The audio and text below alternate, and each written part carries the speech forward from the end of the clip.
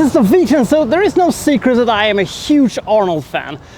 Growing up, I had VHS tapes of virtually every single movie he had done, save from a few movies, for instance, you know, the comedies he made, Hercules in New York and Pumping Iron. Virtually everything else I had seen. The thing is that one of the tapes I didn't view as much as the other ones was The Running Man. I never really liked that movie as much as the other one. It was not on the level of your Conans or your Predator or your True Lies or your Terminator. It had the look of kind of a TV movie, and it just felt a little bit of a pretty good movie, not the, you know, super classic or whatever it was. And it didn't get better when I, you know, read the book by Richard Bachman. Richard Bachman is, by the way, of course, Stephen King. So my perception of The Running Man for the longest time was that it was one of Arnold's lesser good movies. It didn't help when I read, you know, the autobiography by Arnold when he spoke of how disappointed he was with the product, stating bad production value and a lack of ambition as one of the main reasons why the movie didn't work. So I just, you know, assumed that this movie was kind of shit. And I think that the last time I actually saw this movie, I think Bill Clinton was still president of the United States. That is how long ago I actually watched this movie, but I have rewatched it for the purpose of this review, and what I discovered when I rewatched this movie was not what I expected. So let's find out more, shall we? This is The Running Man. Who do you love and who loves you? Killian, The Running Man. Yes! Yes! Yes!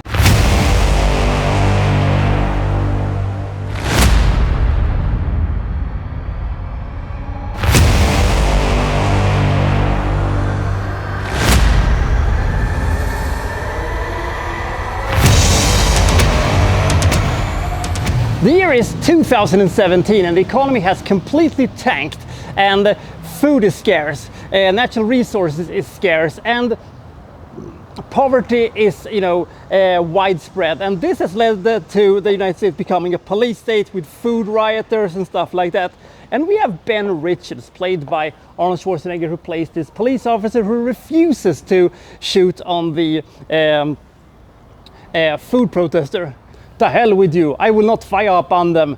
All they want is food, for Christ's sake. He is, however, unable to stop the assault on the protester and is framed for the whole thing and being nicknamed the Butcher of Bakersfield. It is a complete massacre and he's sentenced to jail. The thing is that he, alongside with a bunch of other people, are able to escape from incarceration. His accomplishments are basically these you know, freedom fighters who are these underground resistance kind of a thing that he doesn't have that much interest in, you know, what they're doing. As he says to them, I just want to get out of LA. I'm not into politics. Well, that line didn't age very well, did it, Arnold? Anyway, so he is going to go to his brother and he's going to help him get out of LA, you know, with fake passports and what have you. But turns out when he comes to his brother's apartment, all he finds there is this mysterious woman that he sort of kind of kidnaps in order to use her as a human shield in order to escape with his brand new plan that he has to escape from LA. The thing is that it backfires and he's captured.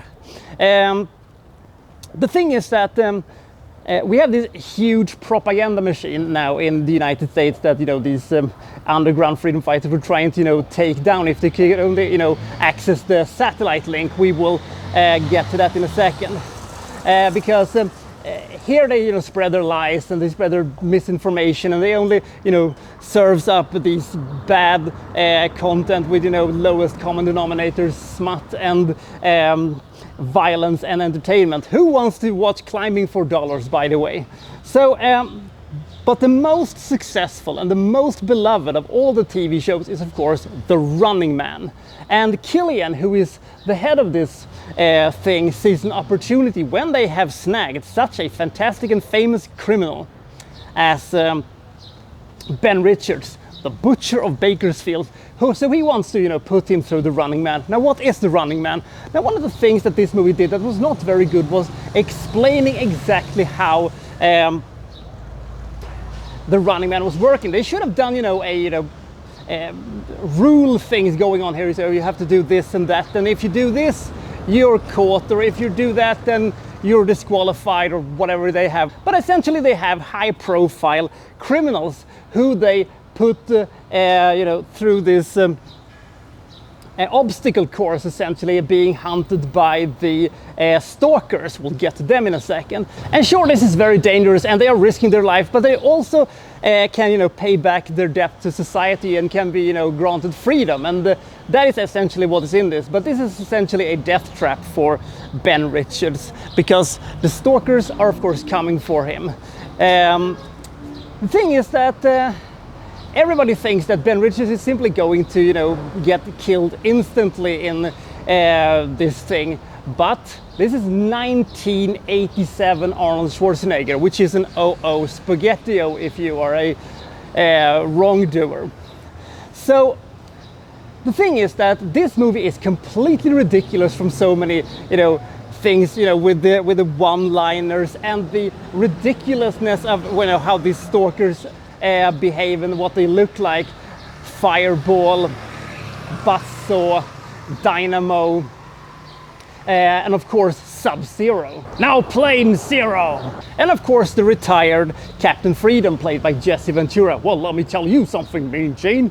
And because I'm a huge wrestling fan, and this felt a bit like a Saturday night's main event kind of a thing, I love that shit. So this movie was a lot more interesting and a lot more entertaining and a lot more fast-paced than I remembered it to be. I remember this movie kind of slow and plodding, but actually it moves along quite nicely, and we have these fantastic memorable characters, especially the stalkers, even though how ridiculous they are. It's a little bit of a shame though that Jesse Ventura's character is a little bit sidelined throughout most part of this movie. His character feels underdeveloped and over the top at the same time. I cannot quite figure out how they did that. There were probably some kind of, ego kind of clashes with the writers or whatever it was, but they should have made him a bigger deal than he was.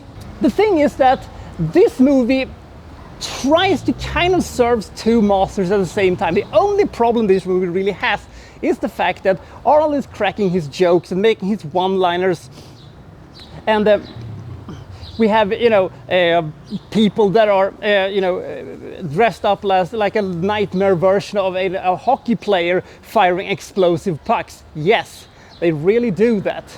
The thing is that it doesn't mesh up with the rest of the movie, that is kind of grim and dark and almost has a kind of a horror thing going on with itself. It doesn't quite fit, even though this is more of an Arnold Schwarzenegger movie than it is a dark, gritty sci-fi movie. The problem with that is that Arnold at the same time is perfectly casted whenever he's doing his Arnold things and kicking ass and taking names and cracking jokes and being awesome. But when we have the more emotional sequences in the movie, he feels very miscasted. This would have probably been done better with a James Woods or a Tommy Lee Jones. I could even see a Robert Redford in this role. That is also why I think it is such a fantastic idea that the new movie that is coming out in a few months, it of course hasn't been released at the time of this recording, middle of July 2025, but it is one of my most anticipated movie in all time, and I think that they have casted the precisely right lead for that thing. But we'll let the thing slide for now, and I will get back to that movie a little bit later. But this is a very entertaining movie, and one of the things that I thought worked the best was the fact that this movie felt so dated in the 80s, it felt so dated in the 90s, it felt so completely ridiculous and unbelievable. But now it has kind of catched up to us somehow, and it feels more relevant now than it was when it was released, which is quite a scary thought when you're thinking about it. But it got a lot of things correct about society and celebrity endorsed things and reality-based soap operas and stuff like that. So this movie is not a mixed bag really. It is a movie that is on the precipice of being fantastic, but on the other hand does not have the look and it doesn't have the atmosphere to really do what it's supposed to do. It sort of is a classical Arnold Schwarzenegger gunning down everybody like Commando and stuff like that, but it is also a dark and gritty and kind of scary sci-fi movie, and it tries to be both at the same time. If they could have stuck to one of the things, it could have worked better. The movie is also not helped by the fact that the movie doesn't look very good. The sets doesn't look very good. The rules of the Running Man doesn't work that well, but I am okay with it. The longer it went, the more okay I was with it, because it was so entertaining, it was so cool, and it just had so much stuff going on that I was okay with the fact that there was, you know, a bunch of plot holes here and there. What can the camera see? Could the camera see that? If that is the case, then why did the people react in that way? If the camera could not see that, how did they know that that thing even happened? But there is a lot of things going on here, and the whole thing is over within 110 minutes, and it is a very fulfilling experience to see. I wish the ending could have been a little bit less abrupt and a little bit, well, that was the end, bye bye everybody. And I also wish that they could have spent a little bit more time to what happens next, but I guess they wanted to have a more of an open ending, even though it was very distracting when they had this very, very upbeat pop song coming, you know, in at the end credits. It's a little bit like you would have Rammstein at the end credits to Love Actually. It doesn't really jive, but it somehow works anyway. If you've never seen The Running Man, I really recommend this movie. It's an entertaining 80s action movie that has a lot more to say than most other movies done in this period has. It is fast-paced, it is entertaining, it has memorable characters. It takes itself serious enough so that the suspense is still there, but they still can play around a little bit with the tongue-in-cheek, over-the-top nonsense that it never fails to be entertaining. It is able to walk that tightrope that very few movies today are able to walk for some reason, and it was so much better than I watched it the first time. It is a movie that has a certain style and a certain look, and you will, from a very early stage, absolutely 100% know whether or not you will like this or not. When it comes to Arnold's filmography, it is still not one of his best ones, but it is most certainly, you know, on the upper echelons of his movies, but not one of his best. But I still think that it is an undervalued movie, and I cannot wait for the remake to come out. It's one of the most anticipated remakes I have ever been, you know, waiting for.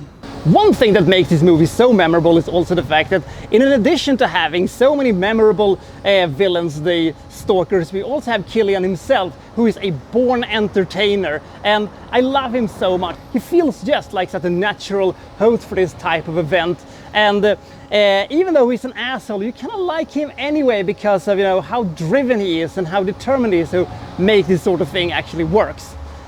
The Running Man is not a perfect movie. It has flaws here and there, and it could not quite stick the landing in all departments, but it is still an enormously fun and entertaining 80s action movie, and I give this movie 77 points.